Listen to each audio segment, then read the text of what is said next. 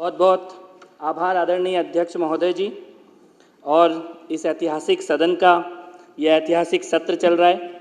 मैं सबसे पहले तो आपको आभार व्यक्त करता हूं कि आपने इतने महत्वपूर्ण विषय पर मुझे बोलने का अवसर दिया और साथ ही साथ आपको बधाई।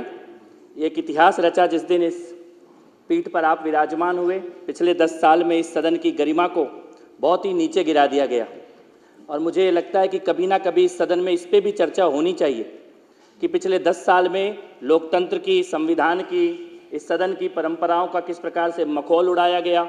इसी वेल में और इसी सदन में किस प्रकार से बाबा साहब के संविधान की हत्या बार बार की गई और आपके ऊपर एक बहुत बड़ी जिम्मेदारी है इस पीठ की गरिमा को पुनर्स्थापित करने की। और हम सब लोग, सदन के सभी सदस्य पूरी तरह सुनिश्चित हैं कि सदन की गरिमा को न केवल आप पुनर्स्थापित करेंगे बल्कि साथ ही साथ इसे उन नई ऊंचाइयों पर ले जाएंगे जिसके लिए कभी ये सदन, ये इमारत जानी जाती थी। मैं इस अवसर का उपयोग हमारी आदरणीय मुख्यमंत्री महोदया जी का भी धन्यवाद करने के लिए करूंगा। जब पिछली सरकार में ये पूरा भ्रष्टाचार चल रहा था, अभी तो सीएजी की पहली रिपोर्ट आई है, ये तो पहली किस्त है। अभी तो एक के बाद एक न जाने कितनी रिपोर्टें और दस्तावेज सामने आने बाकी हैं। लेकिन ये जो सरकार और जितने लोग चुने हुए इस सदन में बैठे हैं, सब आंदोलन के माध्यम से आए हैं सड़कों पे। ऐसा कोई व्यक्ति नहीं है इस सदन में जो शराब घोटाले के खिलाफ सड़क पे ना उतरा हो। ऐसा कोई व्यक्ति नहीं है जिसने कभी ना कभी गिरफ्तारी ना दी हो पिछले 1.5-2 साल के अंदर। ऐसा कोई व्यक्ति नहीं है इस सदन के अंदर पानी की बौछारों का सामना ना किया हो। अपने मोहल्ले में, अपने इलाके में, अपने वार्डों में, अपनी विधानसभाओं में शराब के ठेकों के सामने जिन्होंने प्रदर्शन ना किया हो। मैं ये चाहता हूं कि सदन में ऑन रिकॉर्ड ये बात आए कि ये जो सरकार इस बार चुन के आई है, ये एक जन आंदोलन से चुनी हुई सरकार है। भ्रष्टाचार के खिलाफ एक ऐतिहासिक जन आंदोलन भारतीय जनता पार्टी के कार्यकर्ताओं ने चलाया था। अध्यक्ष, हमारे प्रदेश अध्यक्ष वीरेंद्र सचदेवा जी के नेतृत्व में ऐतिहासिक जन आंदोलन चलाए और लगभग 71 बार दिल्ली की सड़कों पे धरने प्रदर्शन। मुझे लगता है ऐसा कोई हफ्ता नहीं दिया पिछले 2 साल में जब भाजपा के कार्यकर्ताओं ने, महिलाओं ने, भाइयों ने, युवाओं ने सड़क पर पुलिस का सामना करते हुए शराब घोटाले के खिलाफ जागरूकता का काम ना किया हो। और ये बोला गया था कि आज आप लूट रहे हो, लेकिन भाजपा के कार्यकर्ताओं का ये बलिदान, ये मेहनत, ये संघर्ष एक दिन सुनिश्चित करेगा कि ना केवल हर एक भ्रष्टाचारी जेल जाएगा, बल्कि जो मांग सतीश उपाध्याय जी ने की थी कि एक एक पैसे को वापस जनता के खाते में डलवाने का प्रयास भी किया जाएगा। मैं ये चाहता हूं कि सदन इस बात का संज्ञान ले और उन सभी कार्यकर्ताओं को भी हम आभार व्यक्त करें, दिल्ली के उन सभी नागरिकों को, महिलाओं को, भाजपा के कार्यकर्ताओं को, प्रदेश अध्यक्ष महोदय को, राष्ट्रीय अध्यक्ष महोदय को, जिन्होंने ये सुनिश्चित किया कि जब दिल्ली की जनता का पैसा लूटा जा रहा था, खून चूसा जा रहा था, शराब के ठेके खोले जा रहे थे, तब ये सुनिश्चित किया कि एक दिन भी हम आराम से नहीं बैठेंगे। और ये जन आंदोलन की निर्णायक जीत है। जिस कुर्सी पर आज हमारी आदरणीय मुख्यमंत्री महोदया विराजमान है, उसके साथ की कुर्सी पर जिसमें आदरणीय मंत्री प्रवेश जी विराजमान है, इन्हीं 2 कुर्सियों पर बैठकर कश्मीरी पंडितों के नरसंहार का न केवल तिरस्कार किया गया बल्कि निर्लज्जता पूर्वक उपहास उड़ाने की कोशिश की गई थी। आज ईश्वर का न्याय। और मैं ये कहना चाहता हूं अध्यक्ष महोदय कि दिल्ली की जनता ने इन चुनावों में बता दिया कि लोकतंत्र में मालिक केवल जनता होती है। कोई अपने आप को अगर मालिक बताने की कोशिश करता है, कोई भी अगर अपने आप को लोकतंत्र में मालिक बताने की कोशिश करता है, तो जनता वोट की शक्ति के माध्यम से वो सभी लोग जो यहां खड़े होकर स्वयं को दिल्ली का मालिक बोलते थे, आज इस सदन के अंदर, इस परिसर के अंदर घुसने की योग्यता भी जनता ने उनकी समाप्त कर दी है। सीएजी की ये रिपोर्ट सदन के पटल पे रखी गई है। संकल्प था मुख्यमंत्री महोदया का कि पहले ही सत्र में इस रिपोर्ट को जनता के सामने लाया जाएगा। हमारे इस सदन में कई विधायकगण मौजूद हैं जो पिछली विधानसभा में भी यहीं बैठे थे और लगातार मांग कर रहे थे कि रिपोर्ट को पटल पे रखा जाए। और ये एक संवैधानिक प्रक्रिया है। सीएजी की रिपोर्ट अगर आएगी तो विधानसभा के पटल पर स्वाभाविक तौर पे उसको लाया ही जाता है। लेकिन ये पहली बार ऐसा देखा गया कि एक सरकार ने हर तरह का कुचक्र रचा, कि विधानसभा के पटल पर सीएजी की रिपोर्ट आने ही ना पाए। पर पुनः बधाई मुख्यमंत्री महोदया को कि उन्होंने संकल्प लिया। पहला सत्र चल रहा है, अभी केवल शपथ संपूर्ण हुई है और अध्यक्ष महोदय का चुनाव संपूर्ण हुआ है और उसके साथ ही पहला जो काम हुआ है वो विधानसभा के पटल पर सीएजी की ये रिपोर्ट रख दी गई है। ये बताती है कि हम जनता के प्रति जवाबदेह हैं और हम जिन चीजों को छुपाने की और दबाने की साजिश पिछली सरकार के मुख्यमंत्री के द्वारा, उप मुख्यमंत्री के द्वारा और मंत्रियों के द्वारा की गई थी, वो हर एक सच एक एक करके सदन में भी लाया जाएगा और दिल्ली की जनता के सामने भी लाया जाएगा। ये रिपोर्ट को अगर एक लाइन में हम बोलें, एक लाइन में इस रिपोर्ट को अगर बोलें तो एक लाइन में समराइज कर दे तो झाड़ू वाला ही दारू वाला है।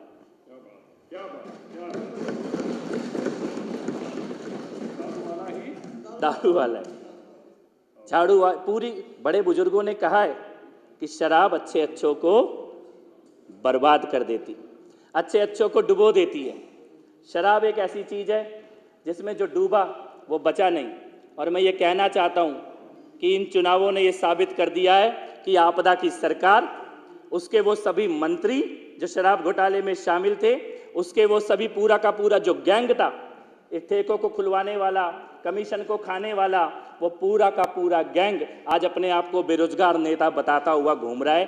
शिखा राय जी हमारे बीच में जीत के आई हैं, उन्होंने महिलाओं की पीड़ा का बहुत अच्छे से सदन में रखा।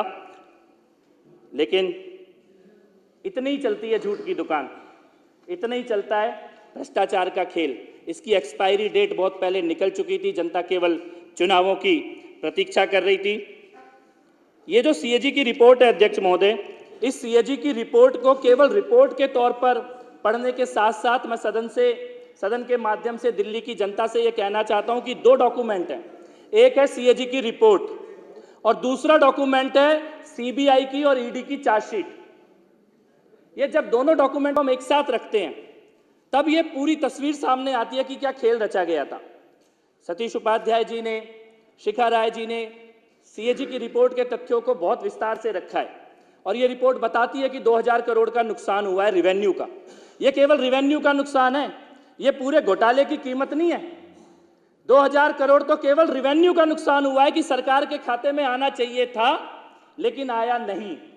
लेकिन अगर घोटाले के आंकड़ों को देखा जाए, गोवा के चुनाव में, पंजाब के चुनाव में जो पैसा भेजा गया, जिसकी चर्चा ईडी की चार्जशीट कर रही है, सीबीआई की चार्जशीट कर रही है, उसको देखा जाए, जिस प्रकार से 3 नाम सामने आए थे, दिनेश अरोड़ा का, अमित अरोड़ा का और विजय नायर का, वो तीनों नाम और मुख्यमंत्री और उप मुख्यमंत्री के साथ उनके तालमेल के साथ जो फाइनेंशियल डील जिनकी चर्चा ईडी की और सीबीआई की चार्जशीट करती है, उनको अगर ध्यान में रखते हुए उस परिप्रेक्ष्य में जब हम सीएजी की रिपोर्ट देखते हैं तो हम ये मानने को बाध्य होते हैं कि रेवेन्यू का नुकसान तो 2000 करोड़ का हुआ है, लेकिन ये जो घोटाला है, ये जो पैसा खाया गया है और जिसकी प्लानिंग की गई थी, बाद में दबाव में, भारतीय जनता पार्टी के आंदोलन के दबाव में, एलजी साहब के नोटिस के दबाव में, चीफ सेक्रेटरी के लेटर के दबाव में वापस तो ले ली गई, लेकिन प्लानिंग इनकी ये थी कम से कम 10,000 करोड़ रुपए का दिल्ली की जनता का पैसा खाने की इन लोगों की तैयारी थी। और उसी पैसे के माध्यम से पंजाब में और गोवा में इन लोगों ने अपनी राजनीतिक गतिविधियों को आगे बढ़ाने की कोशिश भी की थी। मैं यहाँ पे अध्यक्ष महोदय ये बात कहना चाहता हूँ कि सदन की ये दीवारें, जहाँ पे आज 280 पे चर्चा हुई, 10 साल सदन की ये दीवारें तरस गई कि दिल्ली के मुद्दों पे कभी कोई चर्चा हो, दिल्ली के किसी विषय पे कभी कोई चर्चा हो। और ऐसी ही सीएजी की एक रिपोर्ट को अपने हाथ में उठाकर पिछली सरकार के मुख्यमंत्री और उनके बाकी नेता ऐसी ही एक सीएजी की रिपोर्ट को हाथ में लेकर दिल्ली की राजनीति में प्रवेश किया था। चौहान साहब यहाँ बैठे हैं, लवली जी यहाँ पर बैठे हैं, आप लोग प्रत्यक्ष गवाह हैं। तब जो सत्ता थी उसका एक हिस्सा आप थे, लेकिन तब जो आंदोलन हो रहा था वो ऐसी ही एक सीएजी की रिपोर्ट के आधार पर ही हो रहा था। इसी प्रकार की रिपोर्ट के पन्ने दिल्ली की जनता के बीच में लहराए जाते थे और ये कहा जाता था कि इसमें घोटाला हुआ है, इसके बदले हमें सरकार में लेके आओ। लेकिन समय का चक्र पूरी तरह से घूम चुका है और आज सीएजी की रिपोर्ट सामने है, पहली रिपोर्ट जो इस सदन के पटल पे आई है, और मुझे विश्वास है कि ऐसी बाकी रिपोर्ट भी सदन के पटल पर आएंगी। और वो ये बताती हैं कि जो लोग भ्रष्टाचार से लड़ने के नाम पे आए थे, उन्होंने शायद इस देश की आज़ादी के बाद से इस देश के इतिहास में सबसे ज्यादा भ्रष्टाचारी और अहंकारी सरकार अगर कोई इस देश की सत्ता में, दिल्ली की सत्ता में आई है तो वो पिछली सरकार थी, जिसके अहंकार को जनता ने अपने वोट के माध्यम से वापस भेज दिया। सीएजी की रिपोर्ट में बताया ही गया है कि 2000 सीएजी की रिपोर्ट में लिखा है, मैं सदस्यों को जानकारी है पर मैं ध्यान में लाना चाहता हूं कि ये नॉन कन्फर्मिंग एरियाज क्या है। ये बहुत जरूरी है सुनने के लिए, क्योंकि जब ये इस सदन के अंदर प्रोटेस्ट करते हैं भगत सिंह जी के नाम पर, बाबा साहब अंबेडकर जी के नाम पर, तब दिल्ली की और देश की जनता को पता होना चाहिए नॉन कन्फर्मिंग एरियाज में शराब की दुकानें खोली गई, इसका मतलब है गुरुद्वारे के सामने ठेका खोला गया। चाकीपुरी में गुरुद्वारे के सामने ठेका खोला अरविंद केजरीवाल ने, मनीष सिसोदिया ने। मंदिरों के सामने ठेका खोला, स्कूलों के सामने ठेका खोला, कॉलेजों के सामने ठेका खोला। इसको बोलते हैं नॉन कन्फर्मिंग एरियाज, जहां पे संविधान बाबा साहब का इजाजत नहीं देता था, जहां पे कानून इजाजत नहीं देता था, एक्साइज की पॉलिसी इजाजत नहीं देती थी शराब के ठेके खोलने की, उन जगहों पर शराब के ठेके खोलने का पाप अगर किसी ने किया तो पिछली आपदा सरकार ने वो पाप किया है। सदन में ऑन रिकॉर्ड ये बात आनी चाहिए। और उसके कारण 941 करोड़ रुपए का नुकसान रेवेन्यू का दिल्ली की जनता को हुआ। अपने ही लोगों को लाइसेंस देना जिनकी एलिजिबिलिटी नहीं है, बैंक के खाते में 1 लाख रुपया पड़ा है और 100 करोड़ रुपए के टेंडर दिए जा रहे हैं जिन लोगों को, और बाद में उनकी फीस तक वापस लौटाने की नौबत आ गई। फीस वेवर कर दी गई कोरोना के नाम पर। अध्यक्ष महोदय, ये बात ध्यान देने योग्य है कि ये घोटाला तो एक पाप होता ही है, लेकिन उसकी टाइमिंग जिसकी तरफ ध्यान दिलाया गया इस सदन में, कोरोना का वो काल जब देश में हर कोई केवल ये सोच रहा था कि कैसे किसी की मदद की जाए। हमारे आदरणीय प्रधानमंत्री जी किस प्रकार से वैक्सीन की व्यवस्था हो, अस्पतालों की व्यवस्था हो, राशन की व्यवस्था हो, यह सुनिश्चित करने में लगे थे। गृह मंत्री जी स्वयं दिल्ली में जगह जगह जाकर टेम्परेरी हॉस्पिटल बने, बेड की व्यवस्था हो, ऑक्सीजन की व्यवस्था हो, उसके लिए देश के गृह मंत्री स्वयं दौरे कर रहे थे दिल्ली के अंदर। कार्यकर्ताओं के तौर पर भी, राजनीतिक पार्टी के तौर पर भी, समाज सेवी संगठनों के तौर पर भी, एनजीओ के लोग, आरडब्ल्यूए के लोग, सभी लोग सड़कों पर उतरे हुए थे। किसी तरह से भोजन की व्यवस्था हो, दवाई की व्यवस्था हो, ऑक्सीजन की व्यवस्था हो, सिलेंडर की व्यवस्था हो, सबकी चिंता यही थी। दिल्ली की माताएं और बहनें अपने घर में दिया भी जलाती थी तो रोज जगदम्बा से केवल इतनी प्रार्थना करती थी कि हे जगदम्बा, मेरे परिवार की रक्षा करना, मेरे देश की रक्षा करना। वो संकट काल कोरोना का, उस संकट काल में दिल्ली का भूतपूर्व मुख्यमंत्री और उप मुख्यमंत्री क्या कर रहे थे?